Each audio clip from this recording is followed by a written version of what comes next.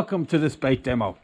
In this demo I'm going to show you how to bait up a dingle dangle, and it is fished below a circle hook, and this is for conservation reasons. The bait is the first thing into the fish's mouth and the hook is the first thing out, and it catches in the lip, either side or the top lip or the bottom lip, usually in the corner of the mouth, mostly. And as I said, it's for conservation. It's just to save a few lives rather than deep hooking them with J hooks. You can use dingle dangles on J hooks as well. It is also good for clipping down an oversized bait. But in this video, it's just going to be for conservation reasons. Okay, so right here I have the circle hook, which is the size 10-0 inline circle. Yes. And I have a dingle dangle. And the bait has to go in between these two beads here. That's it, basically speaking. And you have to leave a little bit either end for the bait to expand, and so it doesn't suffocate the beads. The beads are there to stop the bait from swallowing the hook and shooting off the end when you cast. That's basically it. This little clip down the bottom goes onto the bait clip on the sinker. That's it.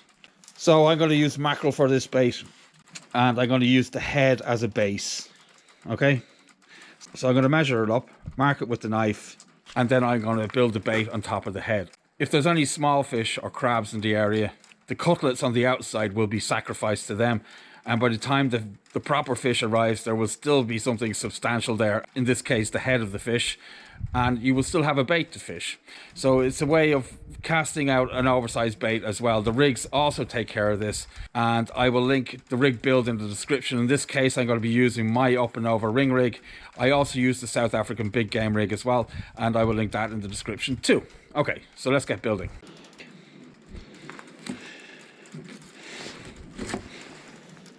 So you can use tools for this, but in this case I'm just going to slash up around the head, the mouth of the fish. This is so the bait elastic has something to bite into. So then I'm just going to cut halfway down through the head of the fish, and this will allow room for the dingle dangle, basically, to slide inside. That's it. So you take your dingle dangle,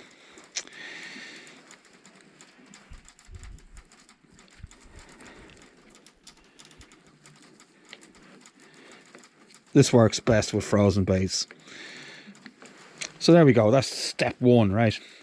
I'm going to cut some diagonal cutlets.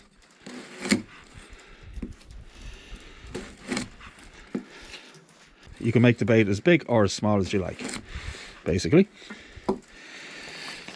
So I'm going to use this little hammer here to tenderize these cutlets a little bit, because they're a little bit frozen, and it makes it easier to work with, and also gets more scent into the water more quickly.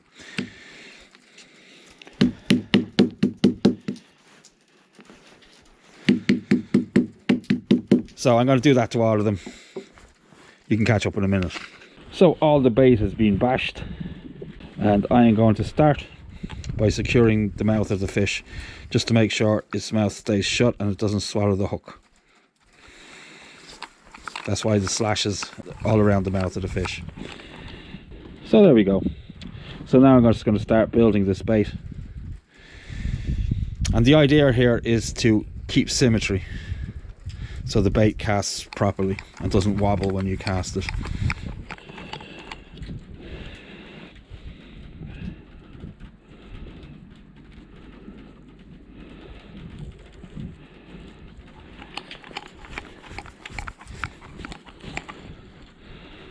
So you just keep an eye on the end of it, so you can see where you need to add cutlets.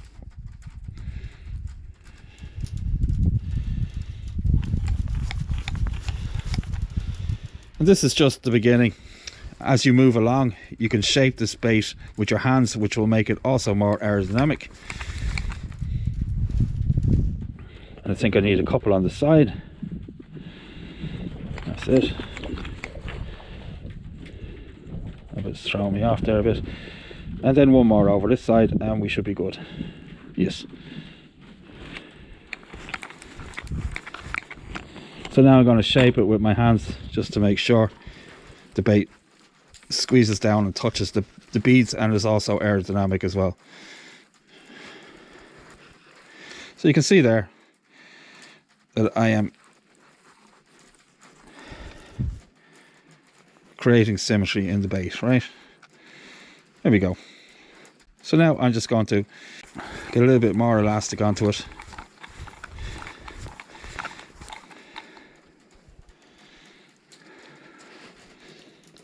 Squash that bait down, get it below that bead there.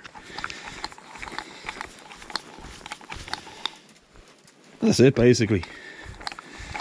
Just a little bit of neatening it up.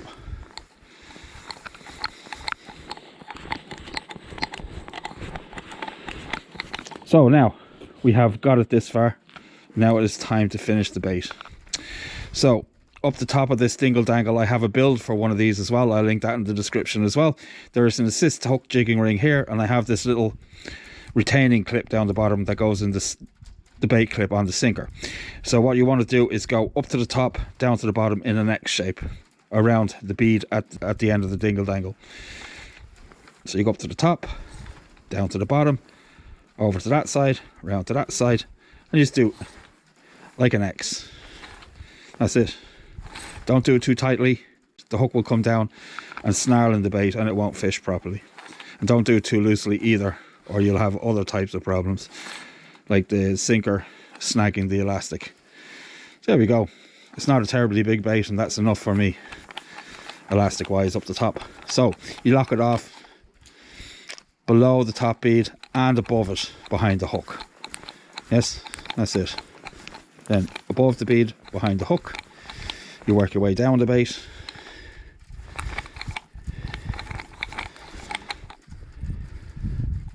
You do the same down the bottom. Get the elastic in behind that bead down the bottom. That's it.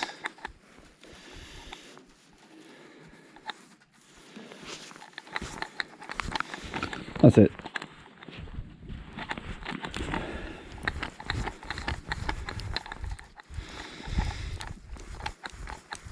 There it is, ready to go into the sea.